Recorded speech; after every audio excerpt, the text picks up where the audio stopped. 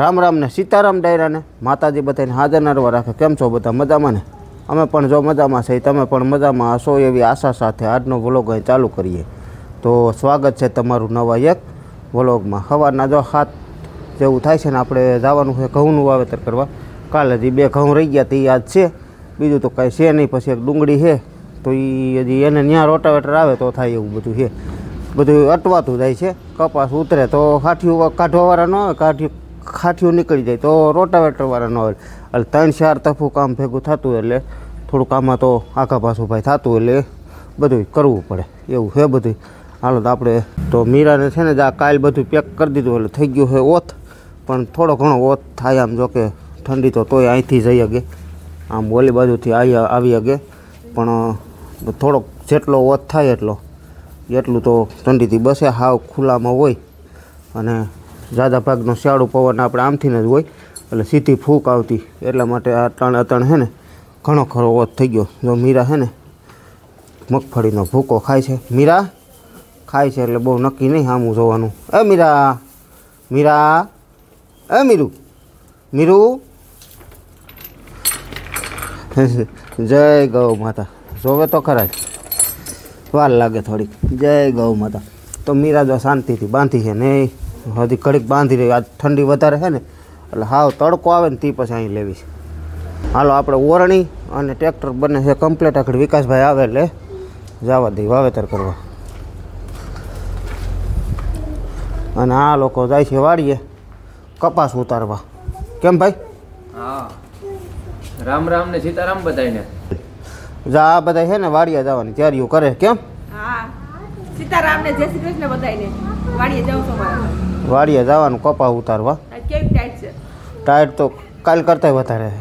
બહુ છે કા? હાથ ધૂજાવતી ઠંડી છે. તો બાય બેસી ગયા કાબા. હા, શાખા ને દૂધ ને એવું બધું ભરી લીધું.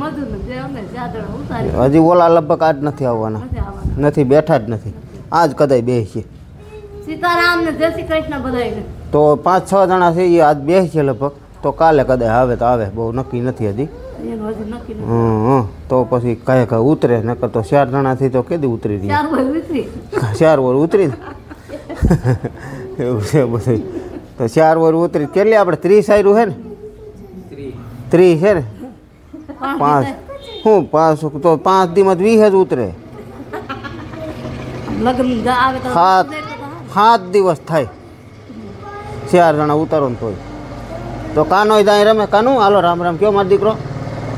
એ બટી, એ બટી હાલો અહીંયા છો મારો દીકરો. હવડી વાળો હે કાનો. છત્રી બધું વરસાદ આવે એમ છે. એલા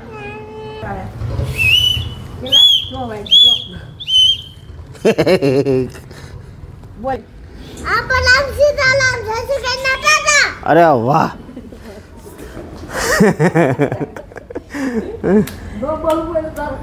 સીતારામ ને જય શ્રી કૃષ્ણ બધાને. આજ કામ બધું પતી ગયું લાગે. કપડા ને એવું થઈ ગયું, કચરા પોતા. કચરા પોતા ને એવું બાકી કામ તો બધું થઈ ગયું રેડી. હાલો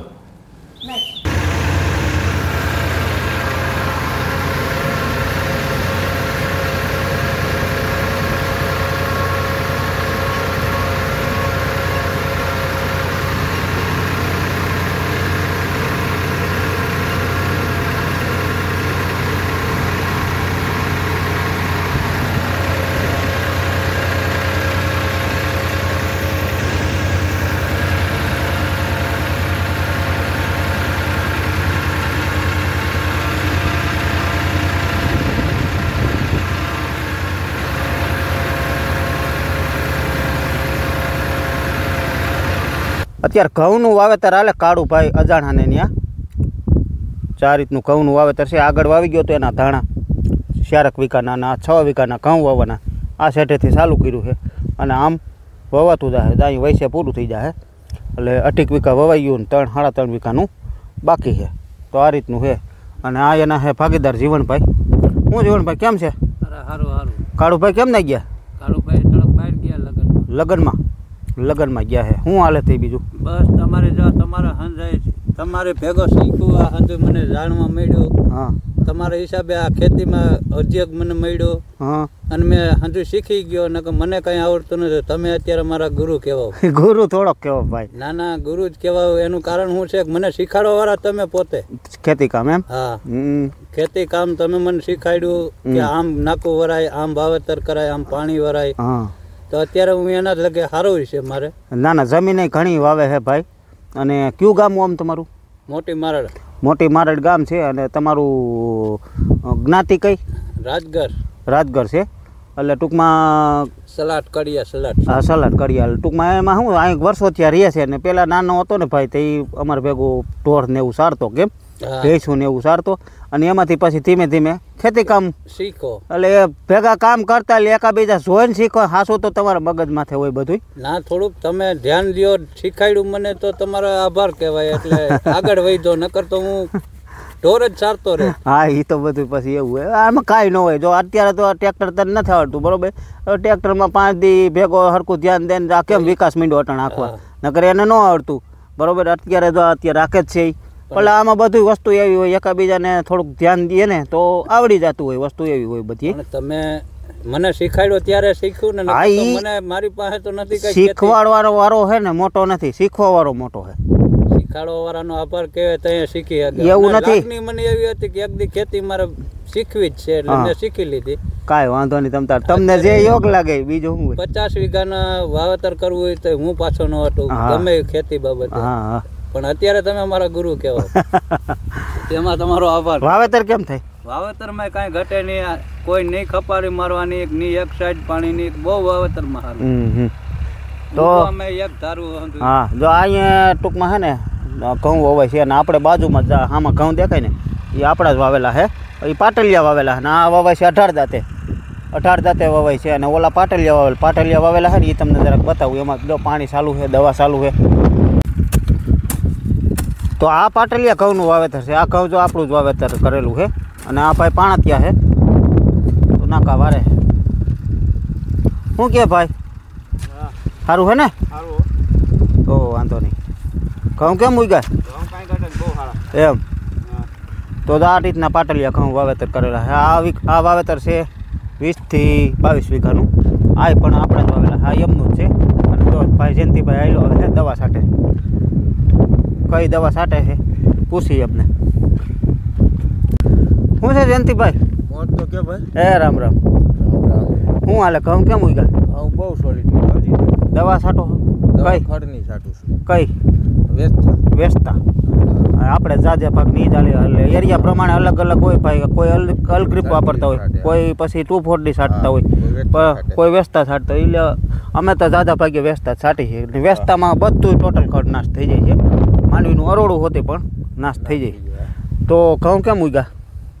બહુ સારો ગયો. કેટલા નાખ્યા હતા આપણે? 20 કિલો. 19 થી 20 કિલો જેવા નાખ્યા હતા. અને ટોટલ 22 વીઘાનું છે કેમ? અને ઓલી વાડીએ પણ એ તો આગલા વિડીયોમાં બધે કીધેલું જ છે. ડુંગળી બધું મસ્ત જ ઉગી ગયું છે. તો મસ્ત છે ઘઉં ને પાણી ત્યાં છે. જો આ બે ભાઈઓ અમારા ગામના જ છે. નાકા પછી નાકું મંડે વારો. અને આ લાંબો પલ્લો છે કેટલી મિનિટે ભરાય? લાંબો પલ્લો છે કેટલી મિનિટે ભરાય? 20 મિનિટે બહારવું જાય. અરે વાહ, કેટલામાં પિયત હાલે? 4થું પિયત હાલે. બે પાર્ટનર છો ને કાકા બાપાના? કે કાકો દીકરો છો? કાકો દીકરો જ થાય ને. હા બરોબર, કાકો દીકરો જ થાય ને. તો બે પાર્ટનર છે. બે ભાગમાં પાણી રાખ્યું છે. અને જો સવારમાં વી આવે ને કેટલા 9 વાગ્યા પાવર આવે ને? 9 વાગ્યા આવે. આપણે કાલે 4 આયરું ઉતરી હતી ને આજે 4 ઉતરી. હજી આજે માણસો આવ્યા નથી કંઈ. હજી માણસો લગભગ કાલે બે છે. એટલે પરમ દિવસ આવશે.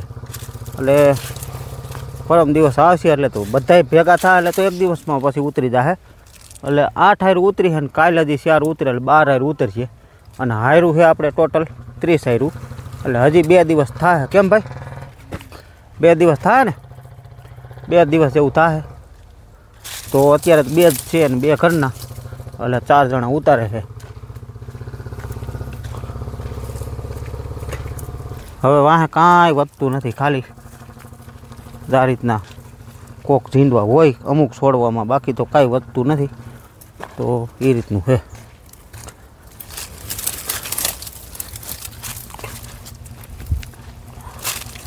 ધીમી ગાડી ચાલુ ચાલુ કા હા હો.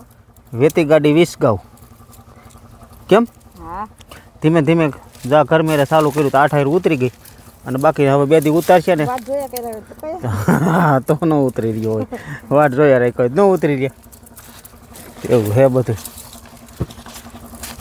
શું કાકા કરો છો? કપા ઉતર જામ કપા ઉતરાય કેમ ઉતારાય કયો? જામ. બે છે હા હે તો જ ઉકલે એક આથે ન ઉકલે ને એક అయితే ન ઉકલે.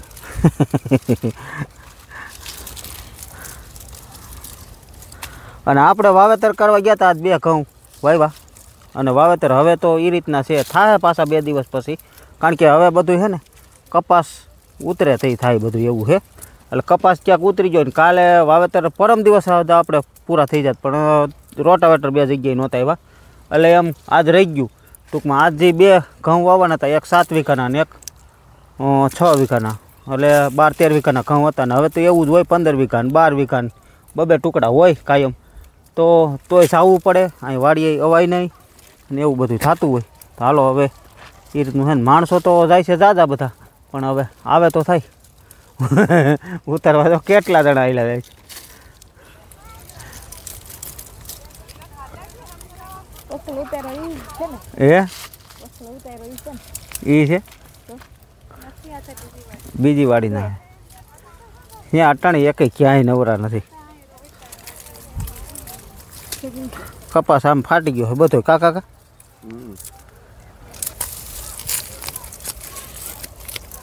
હવે જા આવી છે ને એટલે કાકા ખાતું કરે છે. અમુક ખેસ આવે છે અમુક ખેસ આવે હો. ઈડનું વારું ઈર વાળું હોય અહીંથી લેવું પડે હો. મારે બે અહીંથી લેવાય તો મોબળા ઓલા લઈ લેવાય. પણ તો હવે અમારો ખેતરનો ઈ સારો છે ઉતારવાનો. એમાં ઈયર નથી આમાં છે આમાં ક્યાંક ક્યાંક છે અને અમુક પૂંભળામાં નથી હોતી બાકી અમુક અમુકમાં છે. હારા ફોઈ લાવે ને આમ બે અહીંથી લઈ લેવાય. ઈ હાલે. એક અહીંથી લેવાય. હવે આવું હોય એને કેમ બે છે લેવું તો આવું હોય ને એ ન આવે અને કાલું જ તોડવું પડે.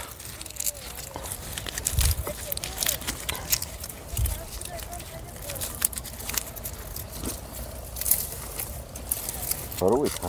હરવું થાય ને ઓમે નબળી જમીન એટલે પછી એમ તો પછાટના ભાગનું સારું આ તો શું આવ ધાર છે સારું છે. અને આમાં છે ને જો આ કાકરિયાત જ છે વધારે અને નખાતરું છે એટલે એવું બધું 15 મણ ઉપર નહીં થઈ જાય. એ જેટલો થાય એટલો બીજું શું હોય જમીન પ્રમાણે સારો કહેવાય તું. અને આ ઘર મેરે ઉતરે એટલે એટલો ફાયદો વધારે.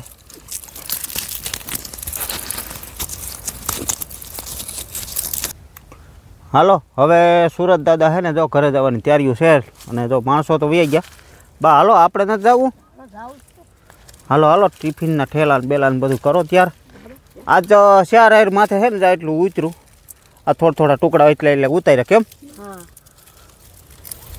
કાલે શિયાર કાલ શિયાર આયર જ પૂરી ઉતરી હતી ને નાના થોડો થોડો નત લીધો હા એ તો પણ જરા જરા જ લીધું હતું ને બબે છોડવા જ. આ વધારે આ થોડુંક વધારે લેવાનું. હાલો હવે હાલો હાલો જાય જો ઓલા ભાઈની આયર ક્યાંય પૂગી ગઈ આ બેનની પછી થોડીક વાહે રહી ગઈ એ આગળ વહી ગયા ઘડીક પહેલાં.